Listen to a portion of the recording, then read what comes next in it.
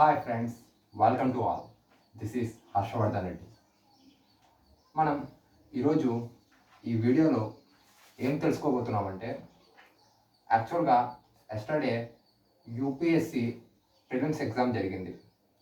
So అందులో morning section వచ్చేసి general studies and afternoon సెక్షన్లో వచ్చేసి సిసాట్ పేపర్. సో ఈ రెండు పేపర్స్ కండక్ట్ చేయడం జరిగింది. మరి ఆ జనరల్ స్టడీస్ పేపర్లో పాలిటీకి సంబంధించి ఒక 15 to 16 బిట్స్ రావడం జరిగింది. సో మరి ఆ పాలిటీ బిట్స్ గురించి మనం ఈ వీడియోలో detailed explanation each and every question మనము ఎక్స్ప్లెయిన్ చేసుకుందాము. మరి మనం ఒకసారి ఆ ఎగ్జామ్ పేపర్ను చూస్తే most of the questions static part నుంచి వచ్చాయి. డైనమిక్ పార్ట్ నుంచి అంటే కరెంట్ అఫైర్స్ బేస్ మీద వచ్చిన క్వశ్చన్స్ పాలిటీలో చాలా తక్కువ ఉన్నాయి. 1 or 2 క్వశ్చన్స్ వచ్చాయి అంతే. So most of the questions ఎక్కువ స్టాటిక్ పార్ట్ నుంచి. అంటే ఎవరైతే పాలిటీకి ఒక standard book, Laxmikanth, or DD Basu, ఏదైనా ఒక స్టాండర్డ్ బుక్ను 100% ఫుల్ ఫ్లెడ్జ్డ్గా చదివి ఉంటారో వారు మొత్తం అన్ని క్వశ్చన్స్కు ఆన్సర్ చేయడానికి స్కోప్ ఎక్కువగా ఉంది. సో మనం ఇప్పుడు ఆ పార్టీకి సంబంధించిన క్వశ్చన్స్ ఇప్పుడు డీటెయిల్డ్ ఎక్స్ప్లెనేషన్ చూద్దాము. సో నేను ఇప్పుడు మీకు ఈ పేపర్ ఎక్స్ప్లెయిన్ చేయడానికి నేను వచ్చేసి కోడ్ సి, యాక్చువల్గా 4 కోడ్లు ఉన్నాయి కదా, code A, code B, code C, code D. So నేను వచ్చేసి కోడ్ సి పేపర్ తీసుకున్నాను. సో కోడ్ సి పేపర్లో 81 నుంచి క్వశ్చన్స్ పాలిటీకి సంబంధించినవి స్టార్ట్ అయ్యాయి. మీరు ఒకసారి ఆ పేపర్ని చూసి నేను చెప్పే క్వశ్చన్స్ ఫాలో అవ్వండి. సో 81st క్వశ్చన్ ఏమంటే, ఏ parliamentary system of government is one in which. వాడు క్వశ్చన్ ఏమడుగుతున్నాడనంటే, పార్లమెంటరీ సిస్టంలో అంటే మన రాజ్యాంగము పార్లమెంటరీ వ్యవస్థ కదా. సో ఈ పార్లమెంటరీ వ్యవస్థలో ప్రభుత్వం యొక్క పాత్ర ఏమిటి అని అడుగుతున్నాడు. ఏ parliamentary system of government is one in which అంటే వాడు కింద 2 ఆప్షన్స్ ఇచ్చాడు. ఆ 2 ఆప్షన్స్లో పార్లమెంటరీ యొక్క వ్యవస్థలో గవర్నమెంట్ యొక్క పాత్ర ఏమిటి అని అడుగుతున్నాడు. సో ఏ చూసుకుంటే ఏముంది, all political parties in the parliament are represented in the government.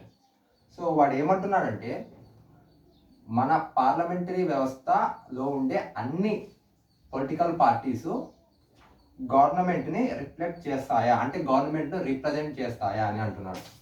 So మనము ముందుగా ఈ క్వశ్చన్కు ఆన్సర్ చేయాలంటే ఫస్ట్ ఏం తెలుసుకోవాలి అంటే, అసలు పార్లమెంట్ అంటే ఏమిటి,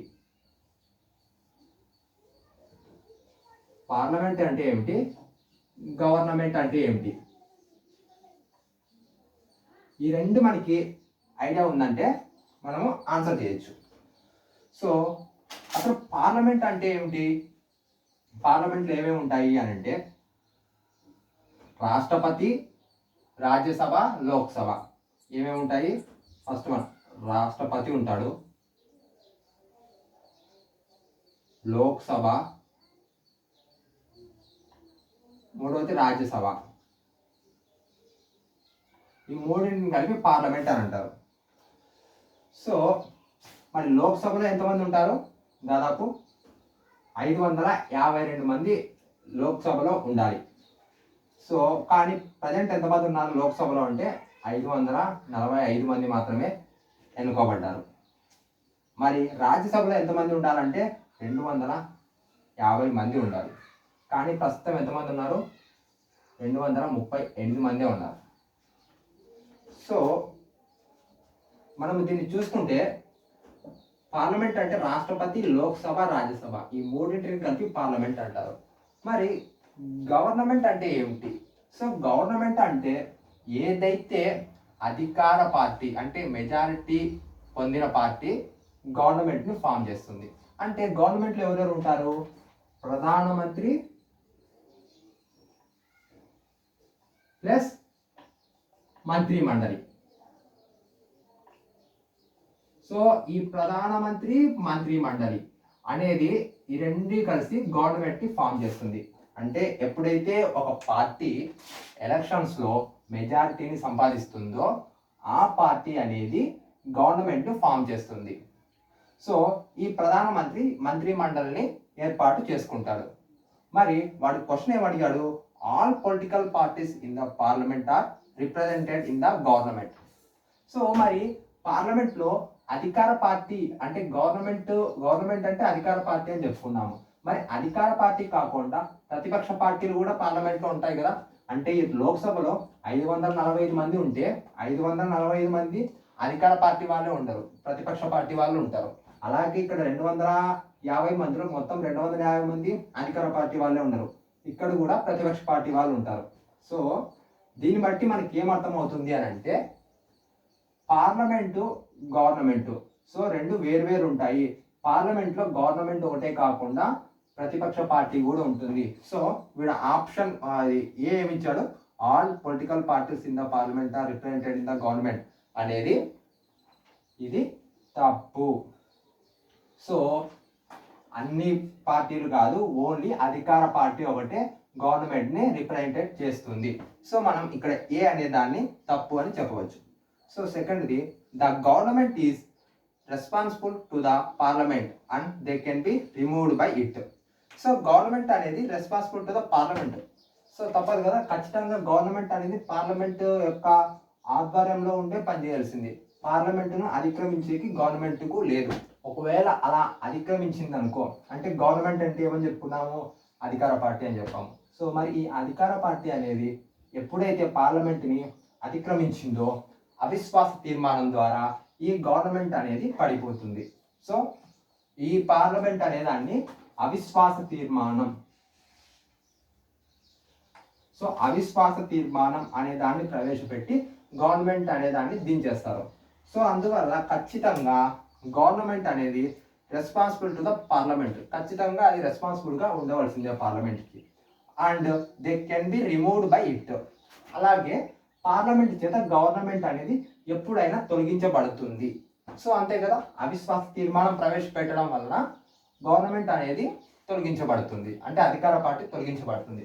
సో అది ఎలా తొలగించబడుతుంది అని అంటే, సో ఫస్ట్ అవిశ్వాస తీర్మానం ప్రవేశపెట్టేటప్పుడు ఎక్కడ ప్రవేశపెడతారు అని అంటే ఖచ్చితంగా లోక్సభలోనే అవిశ్వాస తీర్మానం ప్రవేశపెట్టాలి, రాజ్యసభలో ప్రవేశపెట్టడానికి లేదు.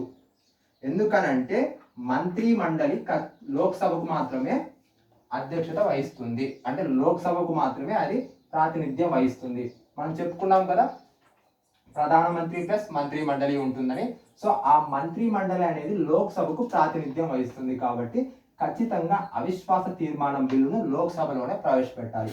మరి ఎవరు ప్రవేశపెట్టాలి అని అంటే, సో ఆ లోక్సభలో ఏదైనా ఒక మంత్రి ఆ బిల్లును ప్రవేశపెట్టి స్పీకర్కు అందజేయాలి. సో ఆ స్పీకరు ఆ బిల్లును మొత్తము అక్కడ ఉండే ఆ పార్లమెంట్లో అంటే ఈ లోక్సభలో ఉండే సభ్యులందరికీ చదివి వినిపిస్తాడు. సో అలా చదివి వినిపించినప్పుడు దాన్ని 50 మంది ఆమోదించాలి, అంటే 50 మంది మద్దతు ఇవ్వాలి.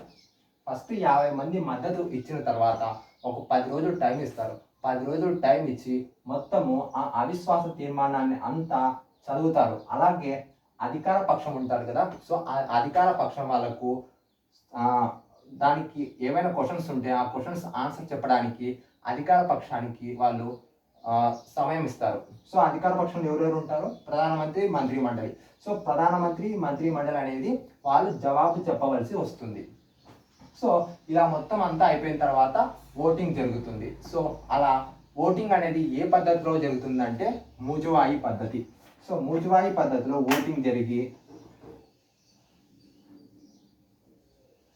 ఒకవేళ ఈ లోక్సభలో అధికార పక్షం అనేది తన మద్దతును నిలబెట్టుకోలేకపోతే అవిశ్వాస తీర్మానం ద్వారా ఆ అధికార పార్టీ అనేది విడిపోతుంది. సో తర్వాత రీఎలక్షన్స్ జరుగుతాయి. సో ఈ విధంగా ఖచ్చితంగా గవర్నమెంట్ అనేది పార్లమెంట్కి రెస్పాన్సిబుల్గా ఉండాల్సిందే, మరియు పార్లమెంట్కి ఈ గవర్నమెంట్ను తొలగించే అధికారం ఉంది. సో దీన్ని బట్టి మనకు ఏం అర్థం అవుతుంది అని అంటే option A is wrong and option B is right. So ఇది ఫస్ట్ క్వశ్చన్. సో చూడండి చాలా సింపుల్, మీకు పార్లమెంట్ అంటే ఏమిటి గవర్నమెంట్ ఏమిటి అనేది ఒక చిన్న తేడా తెలిస్తే ఈ క్వశ్చన్కు అంటే ఫస్ట్ క్వశ్చన్కు ఆన్సర్ చేసేయచ్చు. సో సెకండ్ క్వశ్చన్ వచ్చేసి, which part of the constitution of India declares the ideal of the welfare state. So వీడు ఏమంటున్నాడంటే మన భారత రాజ్యాంగంలో వెల్ఫేర్ని ఏది తెలియజేస్తుంది. సో మన రాజ్యాంగంలో రకరకాల అధికారాలు, రకరకాల ప్రకారాలు, రకరకాల షెడ్యూల్స్, రకరకాల భాగాలు ఇవన్నీ పొందపరచబడి ఉన్నాయి. సో వీటిలో వెల్ఫేర్ని ఏది తెలియజేస్తుంది అని అన్నాడు. సో ఇక్కడ మనకి 4 ఆప్షన్స్ ఇచ్చాడు. ఏ వచ్చేసి directive principle of state policy. Directive principle of state policy అంటే రాజ్య విధాన ఆదేశిక సూత్రాలు, ఇది మనకు అందరికీ తెలిసిందే. సో ఈ డిపిఎస్పి మనం ఇంగ్లీష్లో వచ్చేసి డిపిఎస్పి అంటారు, directive principle of state policy. So ఈ డిపిఎస్పి అనేది 4వ భాగంలో పొందపరచబడి ఉన్నాయి. ఎక్కడి నుంచి ఎక్కడి వరకు ఉన్నాయంటే 36 నుంచి 51వ ప్రకటన వరకు ఈ డిపిఎస్పి అనేది ఉన్నాయి.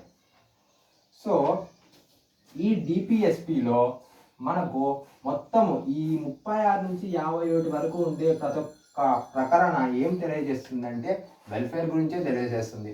అంటే వెనుకబడిన తరగతులకు, లేకపోతే షెడ్యూల్ కులాలకు, షెడ్యూల్ తరగతి వాళ్ళకు ఏ విధంగా మేలు జరుగుతుంది, ఎటువంటి పథకాలు పెడితే, ఎటువంటి స్కీమ్స్ పెడితే వాళ్ళకు మేలు జరుగుతుంది అనే వాటిని ఈ డిపిఎస్పి అనేది తెలియజేస్తుంది. సో వాడు క్వశ్చన్ అడిగాడు, ఏమడిగాడు అంటే which part of the constitution of India declares the ideal of the welfare state. So వెల్ఫేర్ని కింది వాటిలో ఏం తెలియజేస్తుంది అంటే ఫస్ట్ ఆప్షన్ మనకి డిపిఎస్పి అని ఇచ్చాడు. సో ఈ డిపిఎస్పి అనేది మొత్తము వెల్ఫేర్ గురించే తెలియజేస్తుంది. So option 1 is right. So కానీ మనం ఆప్షన్ 1 దగ్గర అయిపోతామా? కింద ఆప్షన్స్ కూడా ఖచ్చితంగా చూడాలి. ఎందుకంటే ఇక్కడ వాడు మనల్ని కన్ఫ్యూజ్ చేయడానికి అన్ని ఆప్షన్స్ చాలా దగ్గర పెట్టడానికి ఛాన్స్ ఉంటుంది. సో సెకండ్ ఆప్షన్ చూసుకుంటే బి వచ్చేసి ఫండమెంటల్ రైట్స్. మరి ఫండమెంటల్ రైట్స్ అంటే ప్రాథమిక హక్కులు. మరి ప్రాథమిక హక్కులు ఏం చేస్తాయి అంటే వ్యక్తుల మధ్య వివక్షతను తగ్గిస్తాయి.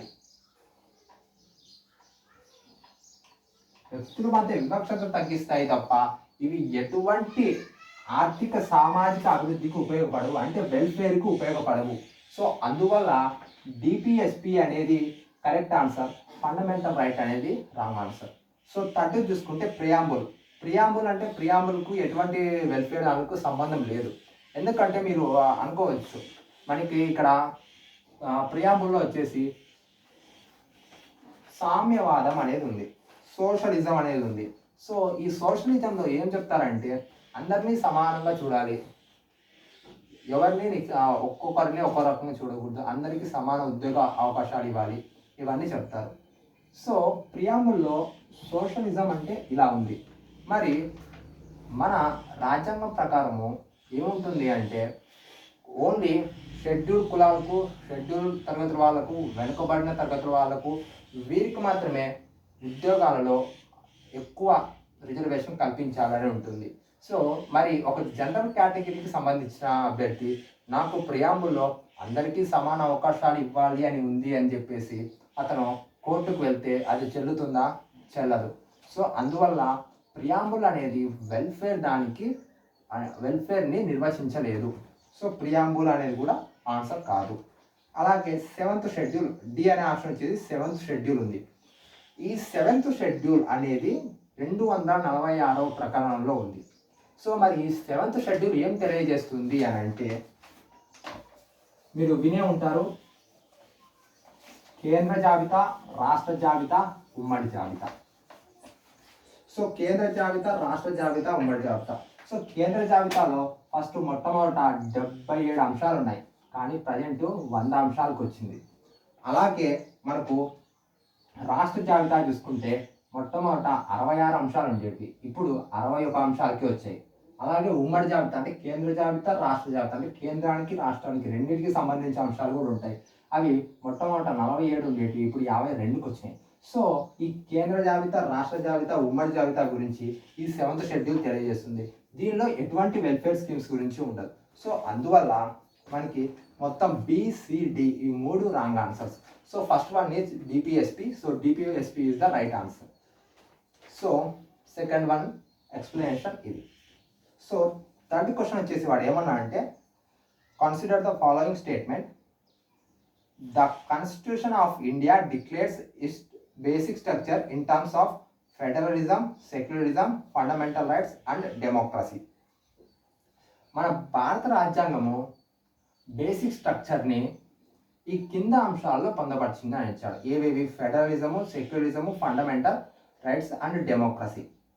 సో అసలు మనం ఈ క్వశ్చన్కు ఆన్సర్ చేయాలి అంటే ఫస్ట్ ఆఫ్ ఆల్ అసలు బేసిక్ స్ట్రక్చర్ అంటే ఏమిటి, మన రాజ్యాంగంలో బేసిక్ స్ట్రక్చర్ అంటే ఏమని నిర్వచించడం జరిగింది అనే వాటి గురించి మనం ఇప్పుడు తెలుసుకోవాలి.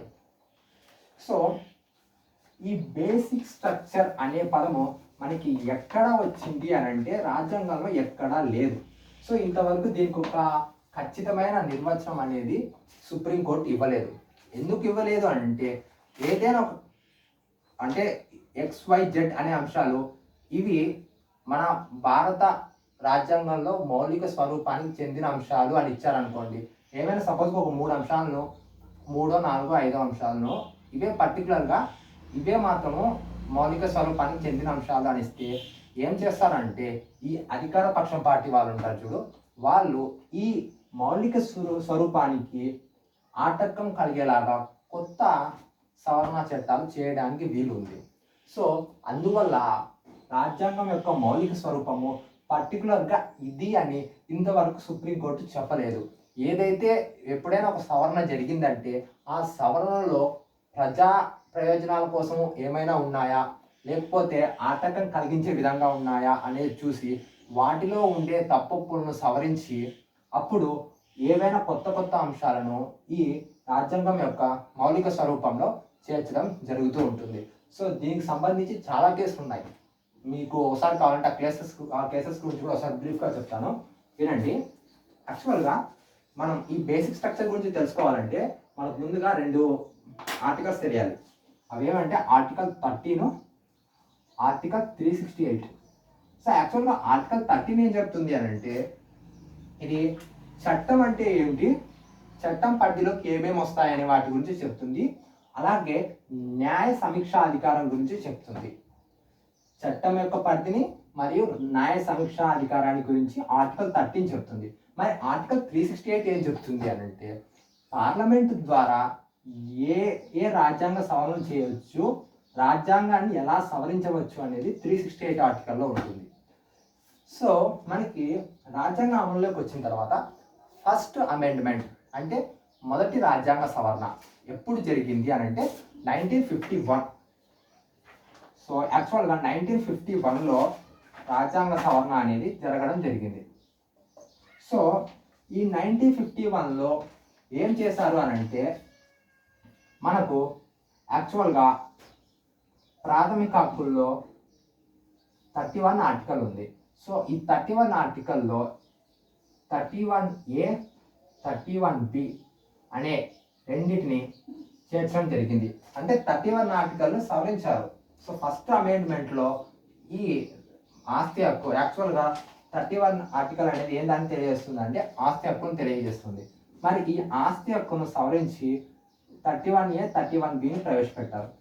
మరి 31A ఏం తెలియజేస్తుంది అని అంటే ఇది ఆస్తి హక్కును ఒక పద్ధతి వరకు తగ్గించేసింది. అంటే పర్టికులర్గా ఒక ఆస్తి అనేది ఎవరికి చెందాలి, భూ సంస్కరణలు ఏంటివి మొదలైన వాటి గురించి మెయిన్గా చెప్పాలంటే 31A అనేది భూ సంస్కరణల గురించి తెలియజేస్తుంది.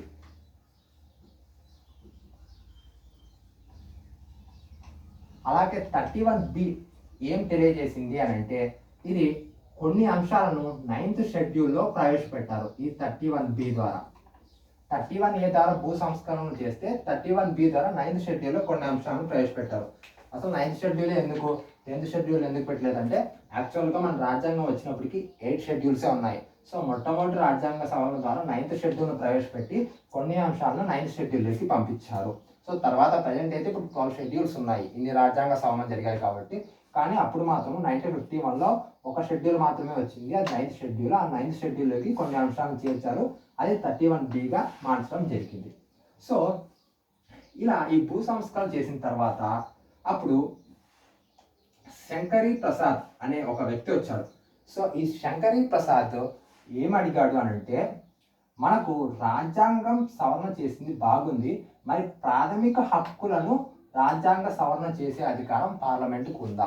సో పార్లమెంటుకు ఉందా అని అడిగినప్పుడు సుప్రీంకోర్టు ఏమని ఆన్సర్ చెప్పింది అని అంటే, అవును, ఈ ప్రాథమిక హక్కులను సవరించే అధికారం పార్లమెంటుకు ఉంది, మరియు అదేవిధంగా 13వ ఆర్టికల్లో పేర్కొన్న చట్టం అనే పదము, చట్టం చేసే పదము ఈ రాజ్యాంగ సవరణలు చేసే చట్టాలకు లోనికి రావు. అంటే ఇక్కడ పేర్కొన్న చట్టం అనేది సాధారణ చట్టాలకు మాత్రమే వర్తిస్తుంది. ఇలాగ రాజ్యాంగ సవరణలు చేసిన చట్టాలకు ఈ 13వ ప్రకరణలోని చట్టం అనేది చెల్లదు. సో ఇక్కడ 2 విషయాలు చెప్పారు. ఏమంటే పార్లమెంటుకు రాజ్యాంగ సవరణ చేసే అధికారం ఉంది, అలాగే 13వ ప్రకరణలో పేర్కొన్న చట్టం అనే పదానికి ఈ చట్టం అనేది రాదు అని. సో ఇది Shankari Prasad versus union of India case. So ఇలా జరిగిన తర్వాత ఏమైందంటే 1964లో 17వ రాజ్యాంగ సవరణ చేశారు. 17th అమెండ్మెంట్ యాక్ట్ ఎప్పుడు 1964లో చేశారు. ఈ 1964లో చేసినప్పుడు ఏం జరిగింది అని అంటే, ఇక్కడ మనకు ఉంది కదా ఈ 31Aలో ఉండే ఈ ఆస్తి హక్కును మరింత కుదించారు. ఎలా కుదించారు అని అంటే, ఎవరైతే భూస్వాములు అత్యధిక భూమిని కలిగి ఉంటారో సో ఆ భూమి కలిగి ఉండే వారంతా గవర్నమెంట్కు భూమి ఇచ్చేయాలి. సో దానికి ప్రతిఫలంగా గవర్నమెంట్ వారికి కొంత అమౌంట్ చెల్లిస్తుంది. అంటే యాజ్ పర్ గవర్నమెంట్ నామ్స్ ఆ ప్రదేశంలో ఎంతైతే ల్యాండ్ వాల్యూ ఉంటుందో సో ఆ అమౌంట్ గవర్నమెంట్ ఆ పర్సన్కు చెల్లించడం జరుగుతుంది. సో ఈ విధంగా రాజ్యాంగ సవరణ అనేది 17th అమెండ్మెంట్లో చేశారు. ఎప్పుడు 1964లో. సో ఇలా చేయడం వల్ల అప్పుడు ఇంకొక వ్యక్తి సజ్జన్ సింగ్, ఈ సజ్జన్ సింగ్ అనే వ్యక్తి వచ్చాడు. సో ఈ సజ్జన్ సింగ్ అనే వ్యక్తి వచ్చినప్పుడు అప్పుడు కూడా కోర్టు ఏమని చెప్పింది అని అంటే, లేదు, ఖచ్చితంగా పార్లమెంటుకు ఈ రాజ్యాంగాన్ని సవరించే అధికారం ఉంది అని అప్పుడు కూడా సేమ్ ఇక్కడ మనకి ఈ శంకరీ ప్రసాద్ కేసులో ఏమైతే చెప్పిందో సో అప్పుడు కూడా సేమ్ అదే చెప్పింది. సో తర్వాత సజ్జన్ సింగ్ తర్వాత మరి గోలక్నాథ్. సో ఈ గోలక్నాథ్ వచ్చినప్పుడు ఈ గోలక్నాథ్ కేసులో అప్పుడు సుప్రీంకోర్టు చెల్లదు అని చెప్పింది. సో ఫస్ట్ 2 సార్లు ఈ రాజ్యాంగ సవరణ అనేది పార్లమెంటుకు ఉంటుంది అధికారం అయింది. కానీ గోలక్నాథ్ కేసులో మాత్రము రాజ్యాంగ సవరణ అనేది పార్లమెంటుకి అధికారం ఉండదు. ప్లస్ అలాగే ఇక్కడ 13వ ప్రకరణలో పేర్కొన్న చట్టం అనే అంశము ఇక్కడ రాజ్యాంగ సవరణకు చెందిన చట్టాలకు వర్తిస్తుంది. సో అందువల్ల రాజ్యాంగ సవరణ అనేది పార్లమెంటుకు అధికారం లేదు అని గోలక్నాథ్ కేసులో చెప్పింది. సో ఇలా చెప్పిన తర్వాత ఏమైందంటే అధికార పార్టీ వాళ్ళకు కొంచెము కోపం వచ్చింది. సో అప్పుడు అధికార పార్టీ ఉంది కదా, సో అధికార పార్టీ వాళ్ళకు కోపం వచ్చి వాళ్ళు ఏం చేశారు అని అంటే 24th అమెండ్మెంట్ 24వ రాజ్యాంగ సవరణ ఎప్పుడు జరిగిందంటే 1971లో జరిగింది. సో ఈ 1971 ద్వారా వాళ్ళు ఏం చేశారు అని అంటే 2 ఆర్టికల్స్ సవరించడం జరిగింది. 13ని అలాగే 368ని, ఈ 2 ఆర్టికల్ను సవరించడం జరిగింది. మొట్టమొదట 368 ఆర్టికల్లో 2 క్లాసులు ప్రవేశపెట్టారు, class 1 and class 3. So class 1 ఏం తెలియజేస్తుంది అని అంటే, పార్లమెంటుకు రాజ్యాంగాన్ని సవరించే అధికారము ఉంది, రాజ్యాంగాన్ని కుదించే అధికారము ఉంది. సో ఎలా అయినా చేసే అధికారము పార్లమెంటుకు ఉంది అని ఈ 368లో క్లాస్ 1 తెలియజేస్తుంది. అలాగే క్లాస్ 3 ఏం తెలియజేస్తుంది అని అంటే, ఇక్కడ ఆర్టికల్ 13లో చట్టం అనేది, ఈ చట్టంలో అంటే ఇక్కడ చట్టం అనే పదం ఉంది కదా, సో ఈ చట్టం అనే పదం కిందికి ఈ రాజ్యాంగ సవరణ చట్టాలు రావు అనేది ఆర్టికల్ 3 తెలియజేస్తుంది. సో ఈ 2 క్లాజులు 368లో 24th అమెండ్మెంట్ ద్వారా 1971లో చేర్చడం జరిగింది. సో అలాగే 13లో క్లాస్ 4 చేర్చడం జరిగింది. సో ఈ క్లాస్ 4 ఏమని ఉంది అని అంటే, ఇక్కడ మనకు 368లో ఏదైనా ఒక రాజ్యాంగ సవరణ చేస్తే ఆ చట్టము ఈ 13వ ప్రకరణలో ఉండే చట్టం కిందికి రాదు అని 13th ఆర్టికల్లోని 4th క్లాస్ తెలియజేస్తుంది. సో ఈ విధంగా 1971లో 24th అమెండ్మెంట్ జరగడం జరిగింది. సో ఇలా జరిగిన తర్వాత ఏమైందంటే తిరిగి Kesavananda Bharati case versus Kerala. So Kesavananda Bharati అనే ఒక మఠాధిపతి వచ్చి అతను కూడా తన భూమిని కోల్పోతాడు. తన మఠానికి సంబంధించిన భూమిని కోల్పోవడం వలన అతను సుప్రీంకోర్టుకు వెళ్తే అప్పుడు సుప్రీంకోర్టు ఏమని చెప్తుంది అని అంటే తిరిగి ఈ 24th అమెండ్మెంట్కి పాజిటివ్గా ఆన్సర్ చెప్తుంది. అంటే దీని 24th అమెండ్మెంట్ సపోర్ట్ చేస్తుంది. అంటే పార్లమెంట్కి రాజ్యాంగ సవరణ చేసే అధికారం ఉంది. సో అలాగే ఇక్కడ చట్టం పరిధి కూడా తగ్గిస్తుంది. సో ఈ విధంగా కేశవానంద భారతి కేసులో చెప్తుంది. సో మనము ఈ విధంగా రాజ్యాంగంలో హక్కులను అంటే ప్రాథమిక హక్కులను వాటి యొక్క స్థాయిని తగ్గించడం జరిగింది. సో ఈ విధంగా ఇది మొత్తం చూసుకుంటే రాజ్యాంగం యొక్క మౌలిక స్వరూపము ఏమని చెప్తుంది అని అంటే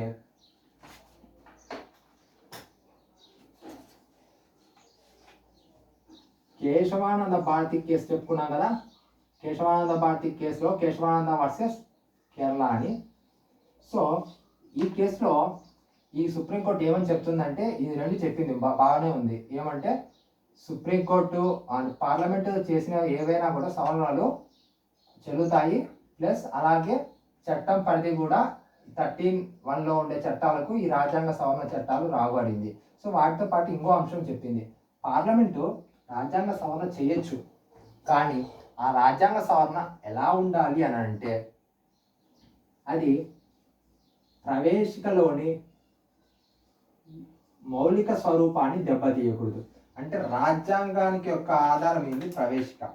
సో రాజ్యాంగం యొక్క మౌలిక స్వరూపాన్ని దెబ్బతీయకుండా దాన్ని మార్చకుండా ఏవైనా సవరణలు చేసుకో అని పార్లమెంటుకు చెప్పింది. సో దీన్ని బట్టి చూసుకుంటే ఆ తర్వాత 1976లో ఏమైంది అని అంటే మనకి 44వ రాజ్యాంగ సవరణ ద్వారా ఏం చేశారు అని అంటే మనకు లౌకికవాదం అనే ఒక కొత్త పదాన్ని యాడ్ చేశారు. సో ఇలాగ చాలా పదాలను మనకు రాజ్యాంగంలో జత చేయడం జరిగింది. సో ఇవన్నీ చూసుకుంటే మనకు రాజ్యాంగంలో మౌలిక స్వరూపం అంటే ఏమిటి అనేది అర్థమవుతుంది. సో రాజ్యాంగం యొక్క మౌలిక స్వరూపాన్ని ఎప్పుడూ కూడా రాజ్యాంగ సవరణల ద్వారా దానిని పాడు చేయకూడదు.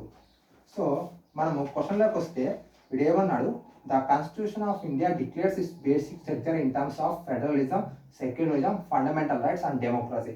సో ఫెడరలిజాన్ని మార్చకూడదు, సెక్యులరిజాన్ని మార్చడానికి ఛాన్స్ లేదు, డెమోక్రసీ ప్రజాస్వామ్యాన్ని మార్చడానికి లేదు, వీటన్నిటికీ ఆటంకం కలిగించకూడదు, ఎందుకంటే ఇవన్నీ మౌలిక స్వరూపాలు. కానీ ఇక్కడ ఫండమెంటల్ రైట్స్ అని ఉంది. సో మరి ఫండమెంటల్ రైట్ అంటే ఏముంది? మనం ఇక్కడ ఆస్తి హక్కును మార్చారు కదా. సో ఫండమెంటల్ రైట్ అనేది రాజ్యాంగ సవరణ జరిగింది కదా, అంటే అది మౌలిక స్వరూపం కాదనేది కదా. సో దీన్ని బట్టి ఏమర్థం అవుతుంది అంటే ఆప్షన్ ఇక్కడ ఏ అనేది రాంగ్. సో ఫండమెంటల్ రైట్స్ అనేది కాదు. సో ఆటోమేటిక్గా మనకు ఇక్కడ ఏముంది, బి వచ్చేసి ఏముంది, the constitution of India provides for judicial review to safeguard the citizens liberties and to preserve the ideas on which the constitutions based. So ఆటోమేటిక్గా ఫస్ట్ ఆప్షన్ రాంగ్ కాబట్టి సెకండ్ ఆప్షన్ రైట్. సో ఈ విధంగా ఇది third problem. ఇక fourth question వచ్చేసి, in the context of India which one of following the characteristic appropriate for bureaucracy. మన ఇండియాలో bureaucracy ఏ విధంగా ఉంది అంటే కింద ఒక 4 ఆప్షన్స్ ఇచ్చారు. ఆ 4 ఆప్షన్లో బ్యూరోక్రసీకి ఏది సంబంధించినది, సో బ్యూరోక్రసీ ఏం చేస్తుంది అని అడుగుతున్నాడు. సో ఆప్షన్ ఏ వచ్చేసి an agency for widening the scope of parliamentary democracy. Option B వచ్చేసి an agency for strengthening the structure of federalism. Option C వచ్చేసి an agency for facilitating partial stability and economic growth. And option D వచ్చేసి an agency for the implementation of public policy. So option D, ఎందుకంటే bureaucracy ఏం చేస్తుందంటే public పాలసీని implement చేస్తుంది. యాక్చువల్గా ఏమేమి ఉంటాయి, legislative, executive and judiciary. So judiciary వచ్చేసి న్యాయాన్ని సమీక్షిస్తూ ఉంటుంది, లెజిస్లేటివ్ వచ్చేసి ఏవైనా కొత్త పథకాలను ప్రవేశపెడుతూ ఉంటుంది. ప్రవేశపెట్టడం వరకే లెజిస్లేటివ్ పాత్ర, బట్ వాటి ఇంప్లిమెంట్ చేసేది ఏది అంటే ఎగ్జిక్యూటివ్స్లో ఎవరు ఉంటారు, బ్యూరోక్రసీనే కదా. సో బ్యూరోక్రాసీ కదా ఉండేది. So option D is right, an agency for the implementation of public policy. So fifth one వచ్చేసి, The preamble to the Constitution of India is option A part of the Constitution but has no legal effect. Option B, not a part of the Constitution and has no legal effect. Option C, a part of the Constitution and has the same legal effect as any other part. Option D, a part of the Constitution but has no legal effect independent of other part. So వాడు ఏమంటున్నాడంటే preamble అనేది కాన్స్టిట్యూషన్లో ఒక పార్టా మరియు దానికి legal effect ఉంటుందా అని. So preamble కాన్స్టిట్యూషన్లో ఒక పార్టా కాదా అనేది దీనికి రకరకాల కేసుల్లో రకరకాల వాదనలు వచ్చాయి. సో ఫస్ట్గా మనము 1960లో వచ్చేసి బెరూబరీ యూనియన్ కేసు చూసుకుంటే ఈ బెరూబరీ యూనియన్ కేసులో ఏమని చెప్పిందంటే సుప్రీంకోర్టు ప్రవేశిక అనేది రాజ్యాంగంలో ఒక భాగం కాదు అని చెప్పింది. సో తర్వాత కేశవానంద భారతి కేసు అయినా మినోరాయల్ కేసు అయినా లేకపోతే ఎల్ఐసి ఆఫ్ ఇండియా, సో వీటన్నిటిలో ఈ సుప్రీంకోర్టు ఏమని తీర్పు చెప్పిందంటే రాజ్యాంగంలో ప్రవేశిక అనేది ఒక భాగమే, ఒక అంతర్భాగము అని చెప్పింది. సో కొన్ని రకాల కేసుల్లో కాదు అని చెప్పింది, కొన్ని రకాల కేసుల్లో అవును అని చెప్పింది. కానీ ఈ ఎల్ఐసి ఆఫ్ ఇండియా 1994లో జరిగింది కదా. సో 1994 నుంచి 2020 వరకు మరియు ఎటువంటి రాజ్యాంగ సవరణలో కూడా ఈ ప్రవేశిక గురించి చర్చించడం జరగలేదు. అంటే ఈ ప్రవేశిక రాజ్యాంగంలో అంతర్భాగం అవునా కాదా అని చెప్పలేదు. కానీ 1994లో జరిగిన ఎల్ఐసి ఈ కేసులో ఇది రాజ్యాంగంలో ప్రవేశిక అనేది ఒక అంతర్భాగం అని చెప్పబడింది. సో దీన్ని బట్టి మనము ఇదే లాస్ట్ అమెండ్మెంట్ కదా మనకు ప్రవేశిక గురించి జరిగింది. సో అందువల్ల మనం దీనినే తీసుకుంటాము. సో దాన్ని బట్టి మనం ఏం చెప్పచ్చు అని అంటే ప్రవేశిక అనేది రాజ్యాంగంలో ఒక అంతర్భాగము అని చెప్పవచ్చు. సో అలాగే వాడు ఏమన్నాడు, but as no legal effect, అంటే లీగల్ ఎఫెక్ట్ ఉందా లేదా అని అడుగుతున్నాడు. సో మరి దీనికి లీగల్ ఎఫెక్ట్ ఉందా లేదా? ప్రవేశికకు ఉండదు. ఎందుకంటే దీనికి జ్యుడిషియల్ రివ్యూ ఉండదు. ఎందుకు ఉండదు అని అంటే ఏదైనా ఒక వ్యక్తి, సపోజ్ నేనున్నాను, నాకు ఏదైనా ప్రవేశికలో ఉండే సెక్యులరిజానికి కానీ ఫెడరలిజానికి కానీ లేదా డెమోక్రసీకి కానీ నాకు ఆటంకం కలిగింది అని నేను సుప్రీంకోర్టుకు వెళ్ళడానికి లేదా హైకోర్టుకు వెళ్ళడానికి ఛాన్స్ ఉందా? లేదు. అదే నాకు ఫండమెంటల్ రైట్స్లో అయినా కూడా లేకపోతే డైరెక్టివ్ ప్రిన్సిపల్స్లో అయినా ఏట్లో అయినా కూడా నాకు అన్యాయం జరిగిందంటే నేను వెళ్ళొచ్చు. కానీ ఇక్కడ ఈ ప్రియాంబుల్లో ఉండే ఏ పార్ట్లో అయినా కూడా దీనిపైన నేను కేసు వేసి సుప్రీంకోర్టుకు వెళ్ళడానికి ఛాన్స్ లేదు. అందువల్ల ప్రవేశికకు అనేది లీగల్ ఎఫెక్ట్ లేదు. So option D is right, A part of the constitution but has no legal effect independently of other parts. So ఇది ఆన్సర్. చాలా చిన్న లాజిక్ ఉంటుంది. లాజిక్ అర్థం చేసుకుంటే క్వశ్చన్స్ అన్నీ ఆల్మోస్ట్ అన్నీ స్టాటిక్ పార్ట్స్ మీద ఉన్నాయి. Sixth bit, with reference to the provisions contained in the part 4 of the Constitution of India, which of the following statement are correct? So వాడు ఏమంటున్నా అంటే కింద ఇచ్చిన వాటిలో పార్ట్ 4కు సంబంధించినది ఏమిటి అని అంటున్నాడు. సో యాక్చువల్గా పార్ట్ 4లో ఏమున్నాయి మన రాజ్యాంగంలో? పార్ట్ 4 అనేది దేనికి చెందిందంటే directive principles of state policy, అంటే ఆదేశిక సూత్రాలు. మరి వాడు ఆప్షన్స్ ఏమేమి ఇచ్చారు చూద్దాము. ఆప్షన్ 1 వచ్చేసి they shall be enforceable by court, అంటే ఇవి కోర్టు ద్వారా న్యాయ సమీక్ష అధికారాన్ని చెందుతాయా? అంటే న్యాయ సమీక్ష దీనికి ఏమన్నా మన ఆదేశ సూత్రాలకు ఏమైనా జరిగింది అని అంటే మనం కోర్టుకు వెళ్ళవచ్చా అని అడుగుతున్నారు. సెకండ్ ఆప్షన్ వచ్చేసి they shall not be enforce by any court. Third one వచ్చేసి the principle laid down in the part are the influence the making of the laws by state. So ఫస్ట్ది వచ్చేసి దీనిపైన జ్యుడిషియల్ పవర్ ఉండి మనం కోర్టుకు వెళ్ళొచ్చా అని అడుగుతున్నాడు. అలాగే రెండోది వచ్చేసి ఎటువంటి కోర్టుకు వెళ్ళే అధికారం లేదు అంటున్నాడు. మూడవది వచ్చేసి మన రాజ్యాంగంలో ఎటువంటి చట్టాలు చేసినా కూడా వాటికి ఈ ఆదేశిక సూత్రాలు అంటే ఈ పార్ట్ 4లో ఉండే ఈ డైరెక్టివ్ ప్రిన్సిపల్స్ ఉపయోగపడతాయి అని అంటున్నాడు. సో దీంట్లో ఏమి రైట్ అని చూసుకుంటే సెకండ్ అండ్ థర్డ్. సో ఎందుకంటే మనం ఈ డైరెక్టివ్ ప్రిన్సిపల్స్ మీద కోర్టుకు వెళ్ళడానికి ఛాన్స్ లేదు. అదే ఫండమెంటల్ రైట్స్ మీద అయితే నువ్వు కోర్టుకు వెళ్ళడానికి ఛాన్స్ ఉంది, కానీ డైరెక్టివ్ ప్రిన్సిపల్స్ మీద వెళ్ళడానికి ఛాన్స్ లేదు.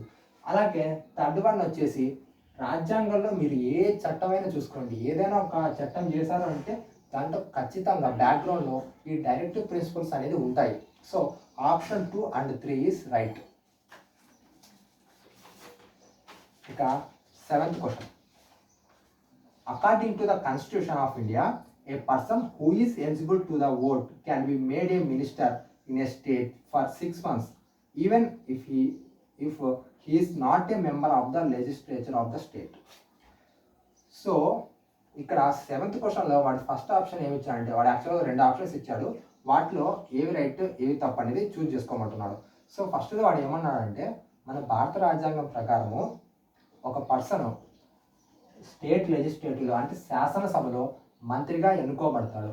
సో మంత్రిగా ఎన్నుకోబడిన వ్యక్తి మొట్టమొదట విధానసభలో కానీ లేకపోతే విధాన పరిషత్లో కానీ ఉండాలని ఖచ్చితంగా రూల్ అయితే లేదు. కానీ అతను మంత్రిగా ఎన్నుకోబడిన తర్వాత ఖచ్చితంగా ఏదో ఒక సభలో అతను సభ్యత్వం పొందాలి. అది కూడా ఎప్పుడు 6 నెలల లోపలే సభ్యత్వం పొందాలి. కానీ ఇక్కడ వీడు ఏమన్నాడు, 6 మంత్స్ తర్వాత కూడా పొందడానికి ఛాన్స్ ఉందా అంటున్నాడు. సో అలాగే సెకండ్ వచ్చేసి, according to the representation of people act 1951, A person convicted of A criminal offences and sentenced to the imprisonment for 5 years is permanently disqualified from contesting a election even after a release from prison. ఇక్కడ second వచ్చేసి ఏమంటున్నాడు అంటే, 1951 representation of people act 1951 ప్రజా ప్రాతినిధ్య చట్టం ప్రకారము ఒక వ్యక్తి 5 సంవత్సరాలు జైల్లో ఉంచబడి తర్వాత అతను బయటికి వస్తే అతను ఎన్నికల్లో నిలబడడానికి అర్హుడు అని అడుగుతున్నాడు. సో మనకు 1951 ప్రజా ప్రాతినిధ్య చట్టం ఏం చెప్తుంది అని అంటే, ఏదైనా ఒక వ్యక్తి 2 సంవత్సరాలు అంతకన్నా ఎక్కువ జైలులో ఉంటే అతను ఎన్నికలలో పోటీ చేయడానికి అర్హుడు కాడు అని చెప్తుంది. సో దీన్ని బట్టి మనము ఏం చేయొచ్చు అంటే, ఇక్కడ 2 years కాదు 5 years అన్నాడు. So absolutely it's wrong. So first one is wrong and second one is wrong. So option D, neither 1 not 2. So 7th దానికి వచ్చేసి ఆప్షన్ డి ఈజ్ కరెక్ట్. అలాగే మనకు 8th క్వశ్చన్ వచ్చేసి, ఇక్కడ కూడా వాడు 2 ఆప్షన్స్ ఇచ్చాడు. ఫస్ట్ వచ్చేసి, the president of India can someone A session of the parliament as such a place as he thinks fit. ఇక్కడ ఏమంటున్నానంటే, ద ప్రెసిడెంట్ ఆఫ్ ఇండియా రాష్ట్రపతి పార్లమెంట్ యొక్క సభలను రద్దు చేయవచ్చా అని అడుగుతున్నాడు. మరి మనము మన రాజ్యాంగంలో 85వ ప్రకారం చూసుకుంటే ఆర్టికల్ 85 ప్రకారము రాష్ట్రపతి పార్లమెంట్ యొక్క సమావేశాలను సమావేశపరచవచ్చు, ఆపేయవచ్చు లేదా రద్దు చేయవచ్చు. సో ఈ అధికారం అనేది రాష్ట్రపతికి 85వ ప్రకటన ద్వారా కల్పించడం జరిగింది. So option A is correct. ఇంకా సెకండ్ చూసుకుంటే, the constitution of India provides for 3 sessions of the parliament in a year, but it is not mandatory to conduct any 3 sessions. So ఇక్కడ సెకండ్ చూసుకుంటే వాడు ఏమంటున్నాడంటే, పార్లమెంటు సమావేశాలు సంవత్సరానికి 3 సార్లు జరుగుతాయి, మరి ఖచ్చితంగా 3 సార్లు జరగాలని అయితే రూల్ అయితే లేదని అంటున్నారు. యాక్చువల్గా మనకి ఏముందంటే రాజ్యాంగంలో పార్లమెంట్ యొక్క సమావేశాలు ప్రతి సంవత్సరము 2 సార్లు జరగాలి. అంటే ఒక సమావేశానికి ఇంకో సమావేశానికి 6 నెలల కంటే ఎక్కువ సమయం ఉండకూడదు. అంటే గరిష్టంగా 6 నెలలు గ్యాప్ ఉండాలి. సో ఈసారి ఒక సమావేశం జరిపారంటే నెక్స్ట్ 6 monthsలో ఖచ్చితంగా ఇంకో సమావేశం జరపాలి. మ్యాక్సిమం అంటే 6 months ఉండాలి. సో ఖచ్చితంగా అప్పుడు ఏం జరగాలి, సంవత్సరానికి అంటే ఇయర్లీ 2 times సమావేశం అనేది జరగాలి. సో అందువల్ల ఇక్కడ 3 times అనేది మ్యాండేటరీ కాదు. ఒకవేళ 3 times జరుగుతాయి, యాక్చువల్గా వచ్చేసి 3 times జరుగుతూ ఉంటాయి, కానీ మనకు ఇక్కడ వచ్చేసి 2 times అయితే కన్ఫామ్గా జరగాలి. So option 2 is correct. ఇక option 1 is wrong and option 2 is correct. ఇక 9th క్వశ్చన్ చూసుకుంటే, Rajya Sabha has equal power with Lok Sabha in. Rajya Sabha లోక్సభతో పాటు ఈక్వల్ పవర్స్ని కలిగి ఉంటుందంట. వేటిలో కలిగి ఉంటుందంటే వాడి కింద ఆప్షన్స్ ఇచ్చాడు, చూద్దాం. ఏ వచ్చేసి, the matter of creating new all India service, అంటే అఖిల భారత సర్వీసులను ఏర్పాటు చేయడంలో రాజ్యసభ అనేది లోక్సభతో పాటు ఈక్వల్ పవర్స్ ఉంటుంది అని వచ్చాడు. సో యాక్చువల్గా ఆల్ ఇండియా సర్వీసెస్ ఫస్ట్ మొట్టమొదటిగా రాజ్యసభలో ముందస్తు ఆమోదంతో ప్రవేశపెడతారు. అంటే ఓన్లీ రాజ్యసభలో ఒకటే ఆ బిల్లు ప్రవేశపెడతారు, అంతేగాని లోక్సభలో ప్రవేశపెట్టవలసిన అవసరం లేదు. So option 1 is wrong. Second వచ్చేసి అమెండింగ్ ద కాన్స్టిట్యూషన్. సో రాజ్యాంగ సవరణ. సో రాజ్యాంగ సవరణ అనేది ఖచ్చితంగా 2 సభల్లో ప్రవేశపెట్టాలి, 2 సభల్లో ఆమోదం పొందాలి. సో అందువల్ల ఆప్షన్ 2 ఈజ్ రైట్. ఆప్షన్ 3 చూసుకుంటే the removal of the government. యాక్చువల్గా గవర్నమెంట్ రిమూవ్ చేయాలి. గవర్నమెంట్ అంటే మనం ఏం చెప్పుకున్నాము, ప్రైమ్ మినిస్టర్ ఉంటాడు, అలాగే మినిస్టర్స్ ఉంటారు. సో ఈ ప్రైమ్ మినిస్టర్ని రిమూవ్ చేయాలంటే దేనికి అధికారం ఉంటుంది? లోక్సభకు మాత్రమే అధికారం ఉంటుంది. లోక్సభలో మాత్రమే ఆ బిల్లు ప్రవేశపెట్టాలి. అంటే అవిశ్వాస తీర్మానం బిల్లు లోక్సభలో మాత్రమే ప్రవేశపెట్టాలి, అంతేగాని రాజ్యసభలో ప్రవేశపెట్టడానికి లేదు. అంటే ఇక్కడ లోక్సభతో పాటు రాజ్యసభకు సమాన అధికారం లేదు. ఎందులో అంటే గవర్నమెంట్ రిమూవ్ చేసే దాంట్లో. So option C is wrong. ఇక ఆప్షన్ డి తీసుకుంటే making out motion. So making out motion అంటే కోత తీర్మానాలు. సో ఈ కోత తీర్మానాలు అనేటివి ఫైనాన్స్కి సంబంధించినవి కాబట్టి ఖచ్చితంగా ఫైనాన్స్ బిల్లులన్నీ లోక్సభలోనే ప్రవేశపెట్టాలి, రాజ్యసభలో ప్రవేశపెట్టకూడదు. సో మనకి ఇక్కడ option 2 amending the constitution is right. అదొక్క విషయంలోనే రాజ్యసభకు లోక్సభకు ఈక్వల్ పవర్స్ అనేది ఉంటాయి. సో ఇది 9th క్వశ్చన్. ఇక 10th క్వశ్చన్ చూసుకుంటే which one of the following categories of fundamental right incorporates protection against untouchables as the form of discrimination. So వీళ్ళు ఇక్కడ ఏమడుతున్నారంటే కింద ఇచ్చిన వాటిలో ఏవి ఫండమెంటల్ రైట్స్ యొక్క అన్టచబిలిటీ అంటే అంటరానితనము, అసమానత్వము ఇవి ఉంటాయి కదా. సో ఈ అంటరానితనము, అసమానత్వము అనేటివి ప్రాథమిక హక్కులలో వేటికి చెందుతాయి అని అడుగుతున్నాడు. సో ఇక్కడ ఏమన్నాడు? Option A right against explanation, option B right to freedom, option C right to constitutional remedies, option D right to equality. So యాక్చువల్గా మనకు అంటరానితనము, అస్పృశ్యత రద్దు మొదలైనవన్నీ ఎక్కడ కనపడతాయి అంటే సమానత్వ హక్కు అనే దాంట్లో కనపడతాయి. మరి ఈ సమానత్వ హక్కు అనేది ఎక్కడ ఉంది అంటే ఆర్టికల్ 14 నుంచి ఆర్టికల్ 80 వరకు ఉందని మనకు తెలుసు. సో ఈ సమానత్వ హక్కును రైట్ టు ఈక్వాలిటీ అని అంటారు. సో అందువల్ల ఆప్షన్ డి ఈజ్ కరెక్ట్. అంతే కదా, untouchability as a form of discrimination అన్నాడు. సో మన ఫండమెంటల్ రైట్స్లో అన్టచబిలిటీ అనేది ఎక్కడ ఉంది అని అంటే రైట్ టు ఈక్వాలిటీ అనే దాంట్లో ఉంది. సో అందువల్ల option D is correct. So ఇక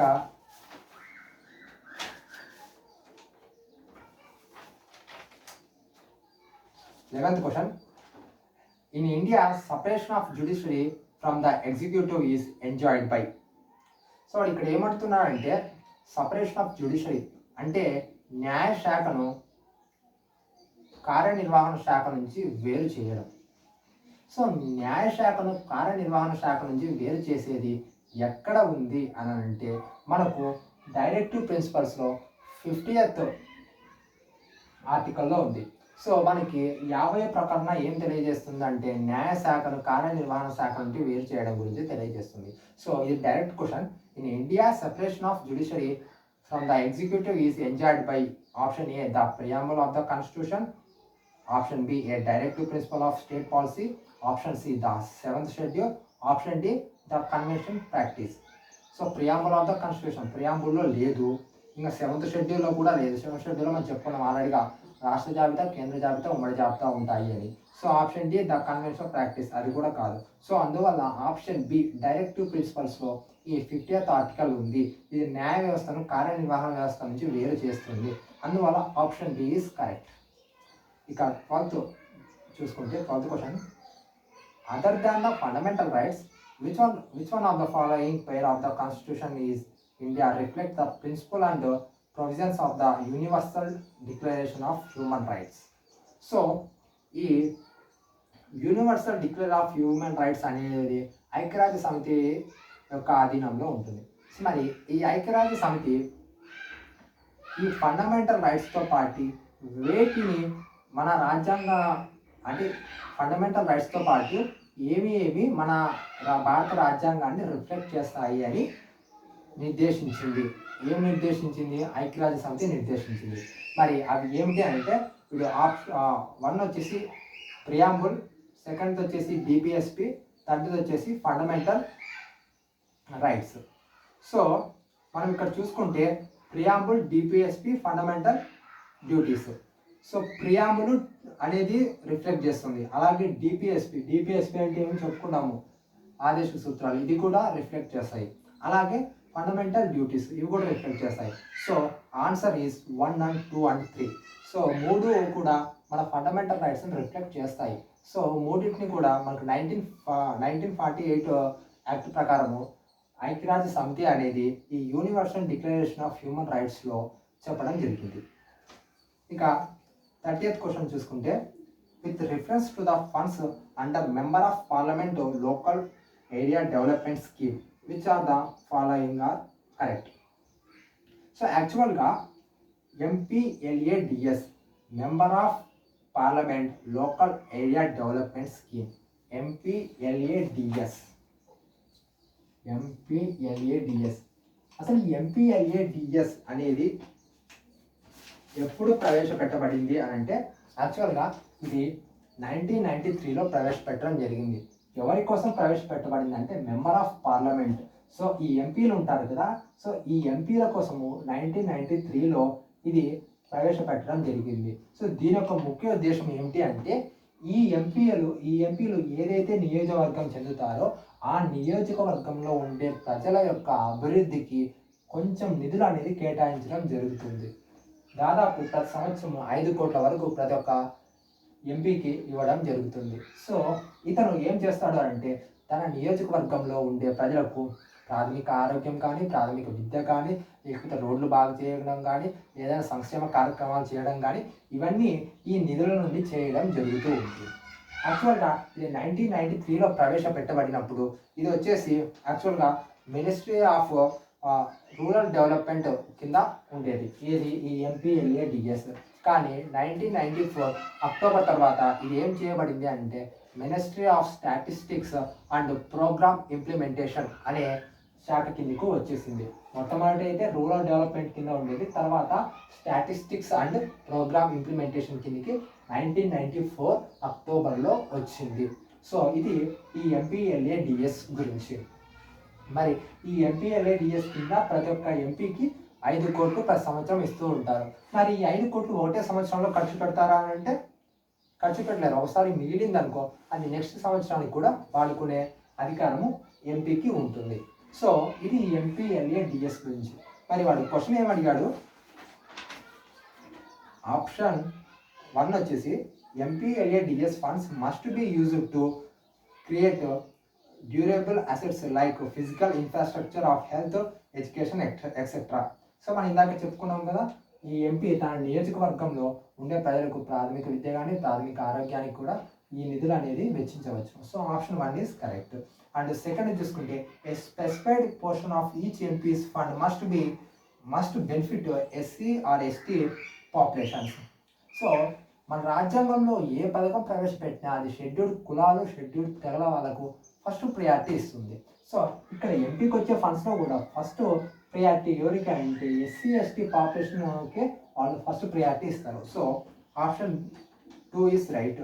అండ్ 3 చూసుకుంటే, MPLADS funds are sanctioned on a year basis and unused funds cannot be carried forward for the next year.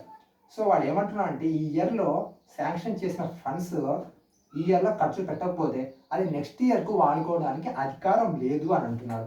So అలా వాడుకోవడానికి అధికారం ఉందని మనం ఇందాకే చెప్పుకున్నాము. So option 3 is wrong. And 4th చూసుకుంటే, the district authority must inspect at least 10% of all works under implementation every year. అవును, ఖచ్చితంగా ఎంపీ తన నిధుల నుంచి ఏం చేస్తున్నాడు ఏమనేది ఒక 10% అయినా కూడా డిస్ట్రిక్ట్ అథారిటీ ఇన్స్పెక్షన్ చేయాలి. So option 4 is right. So option 1, 2 and 4. So ఈ 3 వచ్చేసి option D 1 and 2 and 4 are correct. So ఇక 14th క్వశ్చన్ వచ్చేసి, a constitution government by definition is a. అంటే మన కాన్స్టిట్యూషన్లో గవర్నమెంట్ని ఎలా డిఫైన్ చేయడం జరిగింది అని అంటే, option A government by legislative, option B popular government, option C multi party government, option D limited government. So మన రాజ్యాంగంలో గవర్నమెంట్కి శాశ్వతమైన అధికారాలను, అపరిమితమైన అధికారాలను ఇవ్వలేదు. వాటికి పరిమితమైన అధికారాలు ఉన్నాయి. గవర్నమెంట్ను దించేయాలంటే దించేయచ్చు, అవిశ్వాస తీర్మానం పెట్టి దించేయచ్చు. సో అది పరిమితమైనది ఏమి కాదు, దానికి పవర్స్ ఎక్స్ట్రా అయితే ఏమి లేవు. సో అందువల్ల లిమిటెడ్ గవర్నమెంట్ అనేది correct option. So option D is correct. ఇక 15th క్వశ్చన్ చూసుకుంటే, in India legal service authorities provide free legal service to which one of the following type of citizen. So మన ఇండియాలో legal service authorities, ఈ legal service authorities అనేది కొంతమందికి ఉచితంగా న్యాయ పర్యవేక్షణ అనేది చేస్తాయి. సో అవి ఎవరికి చేస్తాయని వాడు అడుగుతున్నాడు. సో మన కింద వాడు ఆప్షన్స్ ఏమి ఇచ్చాడంటే, ఫస్ట్ వన్ వచ్చేసి person with annual income less than 1 lakh. Option 2 వచ్చేసి transgenders with an annual income less than 2 lakhs. And third one వచ్చేసి member of other backward class with income 3 lakhs. And fourth one వచ్చేసి all senior citizens. So first and second are right. మనకి యాక్చువల్గా ఈ legal service authority అనేది మామూలుగా ఏదైనా ఒక person లక్ష లోపల ఇన్కమ్ ఉంటే, అంటే లక్ష లోపల వార్షిక ఆదాయము, సంవత్సర ఆదాయం ఉంటే అతనికి లీగల్ సర్వీస్ అనేది ఫ్రీగా చేస్తుంది. అలాగే ట్రాన్స్జెండర్స్ ఉంటారు. సో ఈ ట్రాన్స్జెండర్స్ కూడా వాళ్ళ income, yearly income 2 lakhs below ఉంటే వారికి కూడా ఫ్రీ సర్వీస్ చేస్తుంది. సో 15th ఆన్సర్ వచ్చేసి first and 2, A option 1 and 2 are correct. So ఇలా ఈ విధంగా మన పాలిటీలో క్వశ్చన్స్, ఆన్సర్స్ మనం డీటెయిల్ ఎక్స్ప్లెనేషన్ చేసాం. సో మీరు కూడా ఒకసారి పేపర్ చూస్తే మీకు కూడా అర్థం అవుతుంది.